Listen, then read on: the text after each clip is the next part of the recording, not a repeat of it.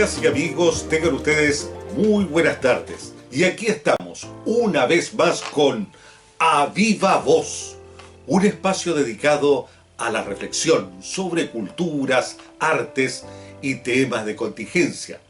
En esta ocasión les traigo un nuevo cuento. Se llama Segunda Furia, Elías y su muerte, y pertenece al libro Cuentos de Voces Errantes. Como siempre les digo, por favor cierren sus ojitos, concéntrense y comiencen a imaginar la historia que les voy a contar. Vamos de inmediato a la acción. Era la noche más fría de invierno. Elías deseaba descansar de ese constante sentimiento de orfandad que lo absorbía. Anhelaba aflojar los músculos de su corazón y poner a dormitar su espíritu angustiado. En aquel momento se recostó sumiso sobre su cama deshecha, con los miembros extendidos y relajados. Cerró sus ojos y dejó que su entendimiento confuso vagara por las calles de la nostalgia. En ese transitar se abrieron puertas secretas que dejaban al descubierto susurros de memorias, anécdotas y excitaciones que lo estremecían y que en muchas auroras lo condenaban a la vigilia. En algunas esquinas ambiguas del pasado se arremolinaron con premura cuadros desordenados de su existencia.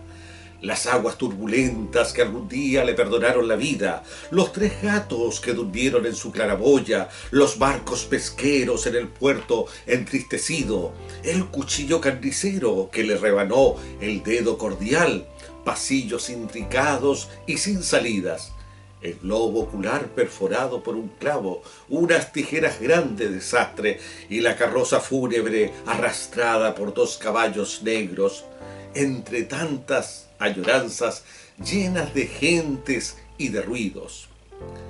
Desterrar sus imperecederos miedos era imposible. Menos aún podría olvidar el paso sigiloso y discreto de la muerte cuando dormía en su cuna.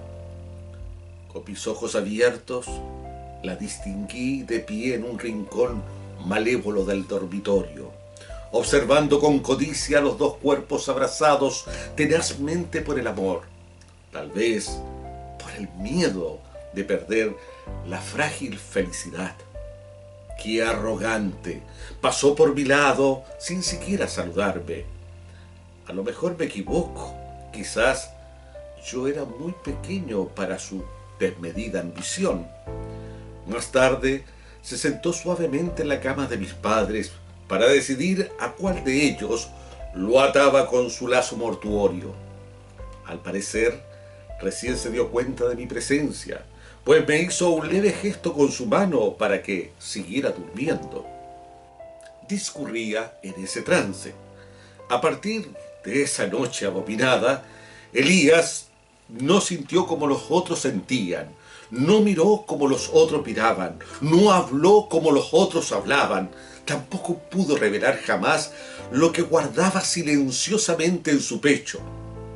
Al transcurrir los años, la muerte siguió rondando muy cerca de él, pero siempre le fue difícil reconocerla, ya que estaba encubierta en 1000 máscaras, disfrazada, oculta como una araña de rincón, tomada de su mano como una hermana, revoloteando como una mariposa en sus sueños, picoteando como un pájaro la ventana y la almohada, tapiándose de nombres relegados y preguntas sin respuestas.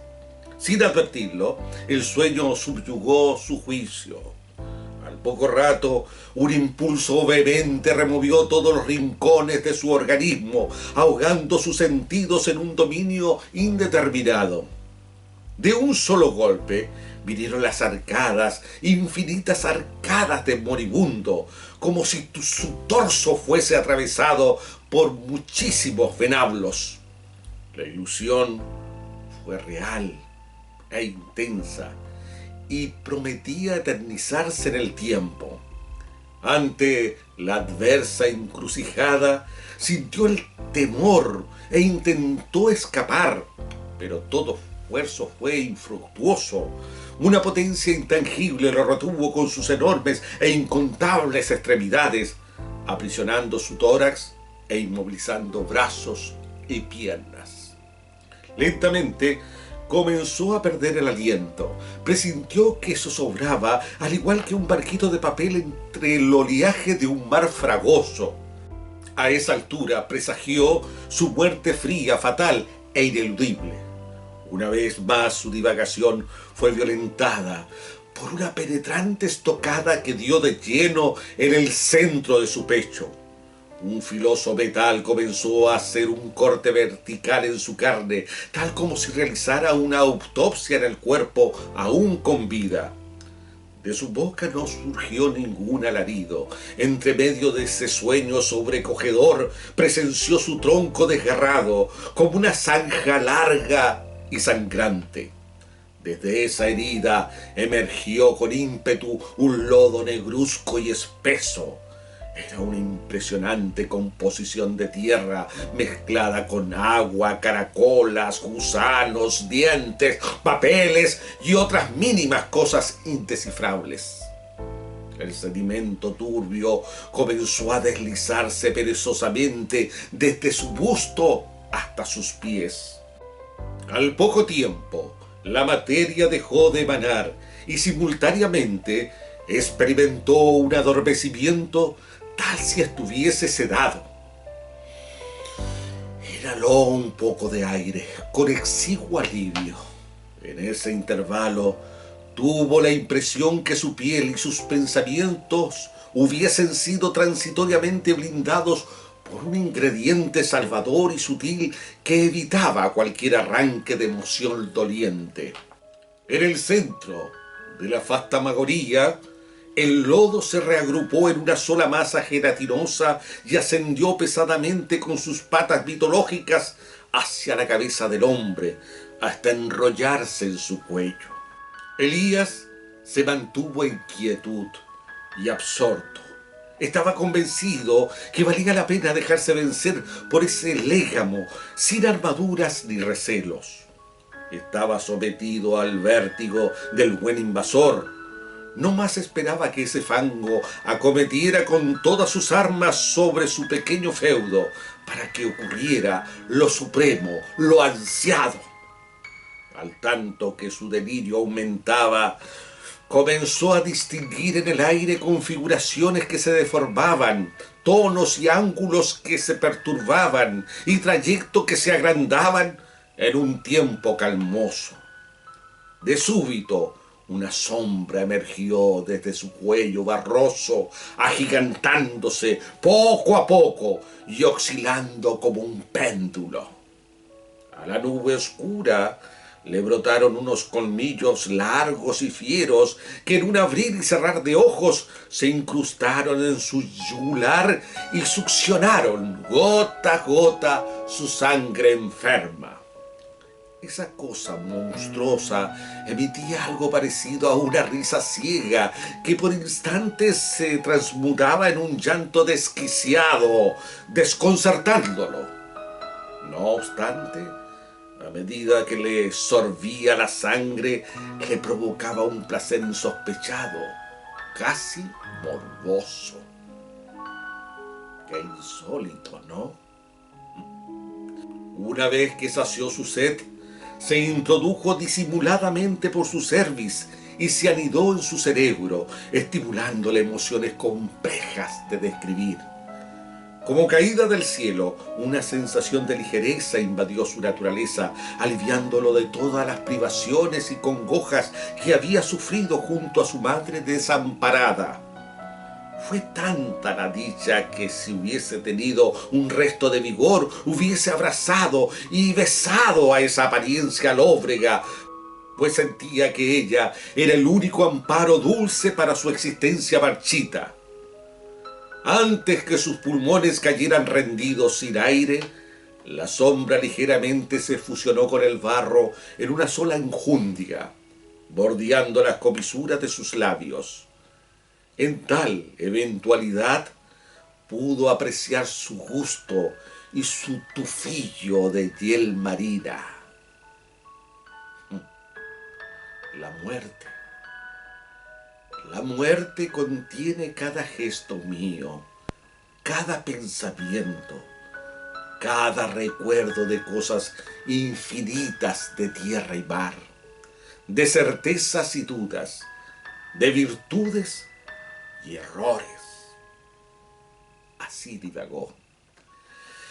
En un acto de sumisión, extendió sus brazos hacia el techo para que la criatura salvaje, primitiva e intocable lo liberara de las más recónditas perturbaciones. Pero el éxtasis soñado quedó en suspenso. De nada valió su rendición. ¿Por qué me hace esperar tanto ante su antesala? ¿Será que su afán es refrescar algo importante de mi memoria para que sienta una noche en calma antes de mi partida? Pensó. Una noche en calma. Para el hombre, esa posibilidad era una quimera. En realidad, desde esa madrugada perversa, cuando la muerte se entrometió sin permiso de nadie en los sueños de sus padres y en su mundo infantil, nunca más tuvo sosiego. Por más que intentara tener un respiro, constantemente surgía la ocasión cuando sus ojos inocentes y somnolientos atisbaron a la muerte agazapada, extendiendo sus manos hacia el corazón paterno, tan débil como un segundo. Mientras tanto, su madre, tensa y nerviosa, al vislumbrar a su amado helado y tan blanco como su camisón, un grito de dolor ahogó en el pecho, ya sin vida. No pocas veces se interrogaba por qué no fue capaz de retener el éxodo de su padre. Deseaba con ahínco descifrar ese enigma, mas nunca lo pudo comprender. A veces, motivados por el deseo secreto de convocar al fantasma paterno, encendía algunas velas al lado de un gran espejo. Tenía la ferviente esperanza que el personaje que le había dado la vida pudiera reflejarse en la superficie fría del cristal para acurrucarse en su pecho y decirle: te quiero. Pero, para su pesar, la existencia amada de ningún modo se revelaba. Por el contrario, reaparecía en el gabinete cristalino sus cosmos inciertos en una atropellada telaraña de días mustios, de rostros despóticos, de manos egoístas y gritos insultantes que mutilaban su espíritu. En ese momento su corazón enmudecía y la luz de las velas se apagaba. Con la conciencia atada al alba enlutada, percibía que sus restos dolientes eran trasladados en un féretro de madera atávica al panteón de las almas abandonadas. Allí, en esa postrera estación, simplemente le acompañaba una mujer que llevaba un difunto en los ojos, el cual asomaba en cada noche a las órbitas del llanto, bajo los acordes del piano que endulzaba y apuñalaba. Volvamos a esa noche helada. En el umbral de su caída, entre el agujero y el guiño infausto, no supo cuánto tiempo esperó que la nube negra le fajara con la mortaja de la última jornada. Pero para su desconcierto, la muerte irónicamente lo dejaba respirar y respirar. Sintió pavor de seguir viviendo con ese dolor ancestral que fluía más rápido que el agua.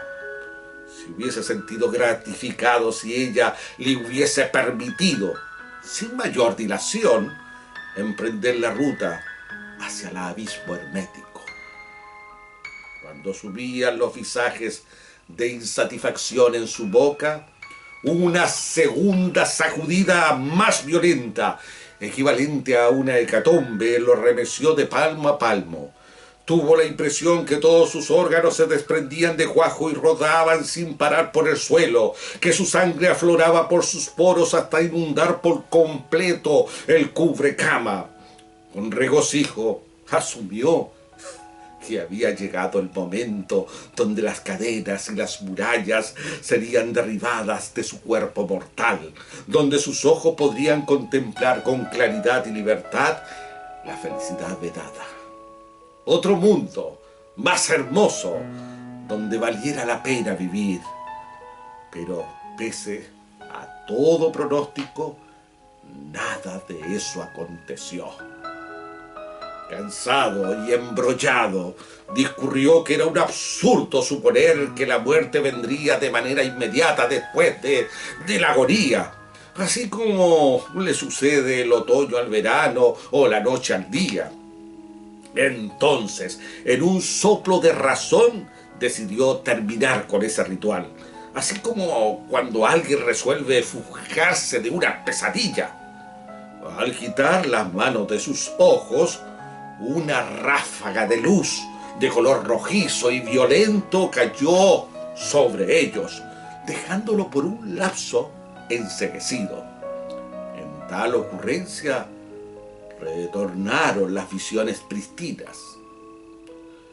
Confundida en una cortina brumosa, divisó una casa de madera, de grandes puertas y ventanales pintados de blanco. Desde lo alto de una larguísima escala de pino oregón, despuntó una señera figura que transmitía una acentuada quietud, muda e inmensa. Elías creyó reconocer a su padre, que lo invitaba con sus manos a subir hasta la cima. Desde sus cabellos canos y ondulados surgieron atados unos resplandores, intensos como los de un flash, que iluminaban paredes y techos. Parecía un ángel sin alas, musitando con sus labios espectrales un bolero de amor oprimido, al compás de un piano doliente. Sin decir nada, la apariencia se volatizó como la fosca costera que en la noche se levanta en el puerto de los muertos, desapareciendo en una oscuridad sin fin. Una influencia suave y excepcional se apoderó de él, desnudándolo de su ropaje gastado.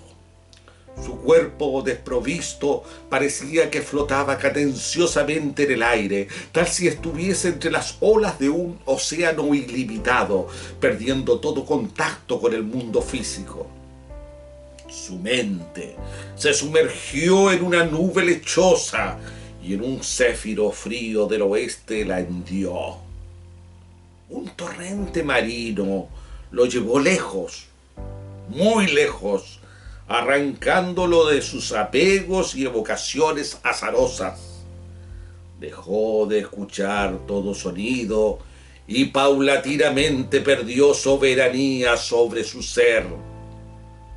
Entonces, sus ojos se alzaron para siempre en el espacio glacial que se mecía sin parar, esperando que sus carnes transparentes y escarchadas reposaran en el cielo que surgía como un piano lejano, más bello que la cotidiana melodía. A los días, cuando lo encontraron inerte en su catre, una insospechada sonrisa estaba dibujada en su boca.